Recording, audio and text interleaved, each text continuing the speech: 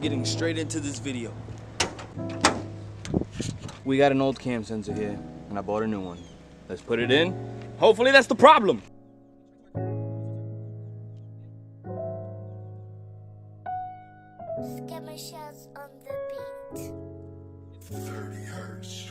So I bought two sensors today.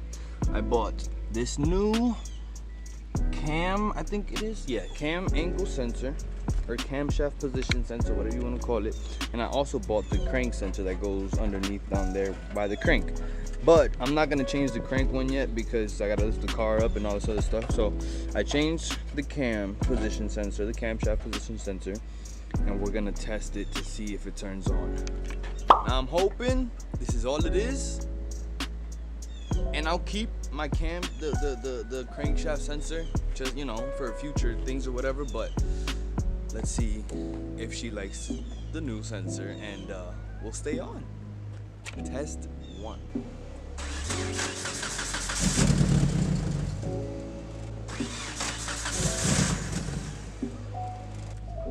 Shots on the beat. 30 hertz straight up.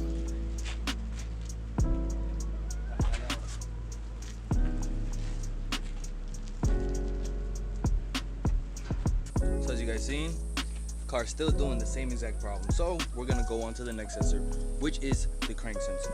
And the crank sensor, for y'all who don't know, is down here. So as you guys see, this pulley right here, I have to take this pulley out. I have to take the belt off, and I have to take this plastic covering off in order for me to reach the crank sensor. Now that's gonna be a little project, so I'm gonna take a little break before I do and eat some food, because I haven't ate anything since I woke up, and I've been up since like 8:30, and it's 11:30 right now. So I'm gonna eat and then we'll get back to it. All right, I'm gonna make this video for all my DSM boys that want to change out their crank position sensor. And I've been trying to look up like a video on how to do it, everything step by step, all this and the third. There's nothing. I had to basically figure this thing out on my own. All right, so many things. All right, first you got to take off your wheel on the driver's side, front driver's side, right? And you have to take off all the belts in order for you to take off this cover. So to take off all the belts, you need to loosen the alternator tensioner, the power steering, and also the tensioner that goes, it's like right down here, which is this one that's right here. You have to loosen this tensioner up as well to take off all the belts. After you take off all the belts, there's gonna be a whole bunch of, there's like 9 screws that go into this one cover alone.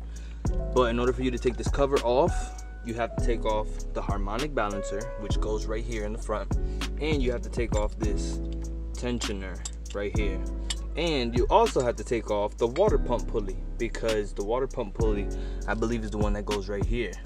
So it's very difficult to take this cover off if you leave all these things on while it's in the car.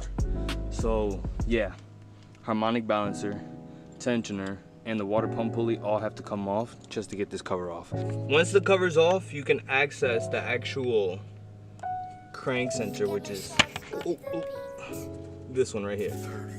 This is the sensor right here, with this right bolt right there and this bolt right over here. And the plug that goes to that sensor, it runs all the way up near the fuel rail right here. This is the plug right here that goes into the chassis harness.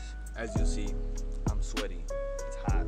I've already got a bunch of scars from taking all this shit out and having to figure it out myself. I mean, I in order for me to take off all these pulleys and shit like that, I had to figure it out on the forums, you know what I mean? But the whole step-by-step process, I've never, you know, I haven't found anybody that actually explained it step by step. So yeah, hopefully this helps somebody else out besides me.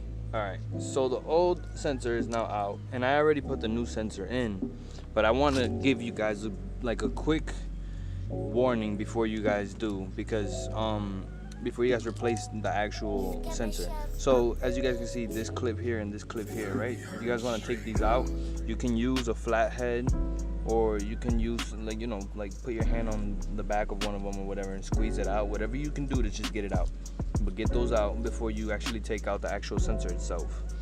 But when you go to take out the sensor itself and you keep the timing belt on and you don't, like, I guess, move the tensioner, what I did was I took this little like pry bar thing and I just bent the actual belt a little bit without trying to, you know, doing it too much to damage the belt, and I got it in there enough to actually slide the headpiece in.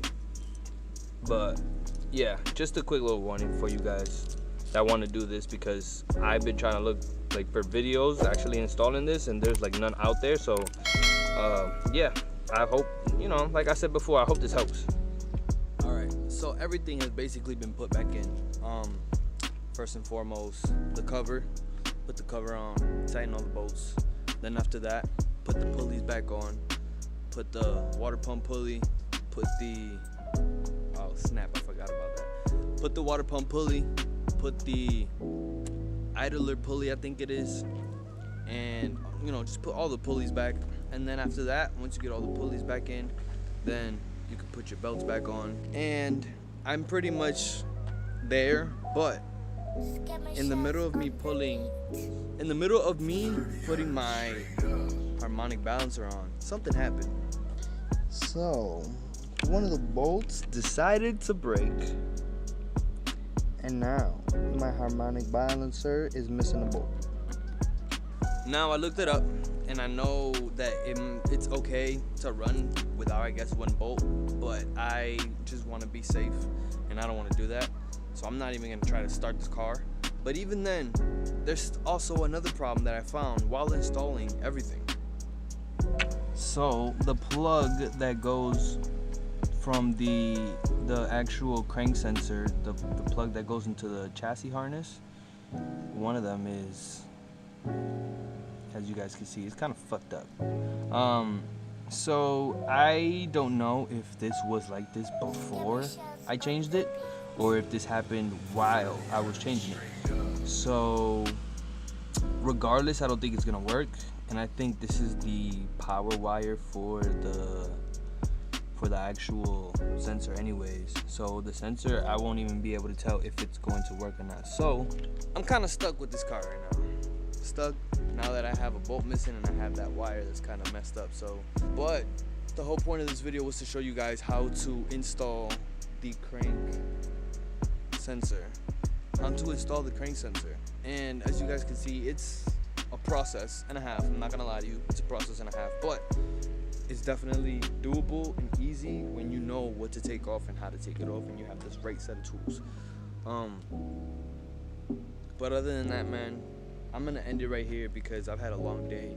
It's about to start storming soon, so I'm gonna put everything down, put everything away, and start looking for some more solutions for that wire, for the harness, and another bolt for that harmonic balancer. So thank you guys for watching, and if you guys are enjoying the series of the Eclipse build and how, you know, if you guys enjoy actually me like wrenching and seeing how I do this shit, let me know in the comments down below, because I want to know if this is a good thing, you know, or if I just keep doing cinematics and, you know, just keep showing you guys how nice and, you know, cleaning her up and stuff like that and just seeing the transformation. But I also love just filming in general, so let me know in the comments down below what you guys think. I'll see you guys in the next one. Peace out.